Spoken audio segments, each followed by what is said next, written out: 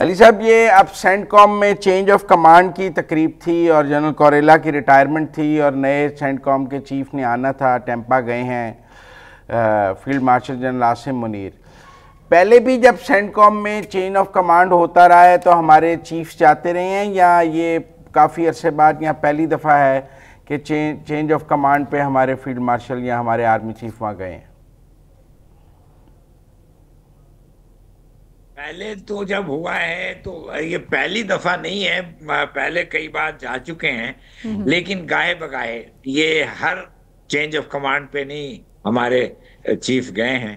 اور اس مرتبہ field marshal Asim Munir صاحب کو ایک خاص دعوت دی گئی ہے جس میں وہ تشریف لے جا رہے ہیں. تو اس سے پہلے ہمارے آرمی چیفز بھی چینج آف کمانڈ میں جاتے رہے ہیں؟ جی ہاں، کئی بار گئے ہیں، کئی بار، ہر بار نہیں مگر کئی بار گئے ہیں. میرا خیال ہے کہ وہ کیانی صاحب گئے ہیں حال میں، اور پہلے جو 90 کے دہائی میں، 80 کے دہائی میں بھی جب ہمارے باہمی تعلقات کافی اچھے تھے، اس وقت بھی کئی بار جانا ہوا ہے آرمی چیف کا. تو اس کا مطلب جب اچھے تعلقات ہوتے ہیں تب وہ بلاتے ہیں، جب اچھے تعلقات نہ ہوں تو تب نہیں بلاتے ہیں. جی ہاں بالکل. یہ تو سیاسی ہے مزمل صاحب. یہ باتیں جو ہوتی ہیں یہ اس پہ منحصر ہیں کہ آپ کے باہمی تعلقات کیسے ہیں. اگر باہمی تعلقات کشیدہ ہیں، اس وقت آپ سمجھتے ہیں انڈین آرمی چیف کو بلائیں گے؟ وہ نہیں بلائیں گے. تو باہمی تعلقات جب ذرا کشیدہ ہوتے ہیں تو وہ اس طرح کی دعوت نہیں جاتی ہے.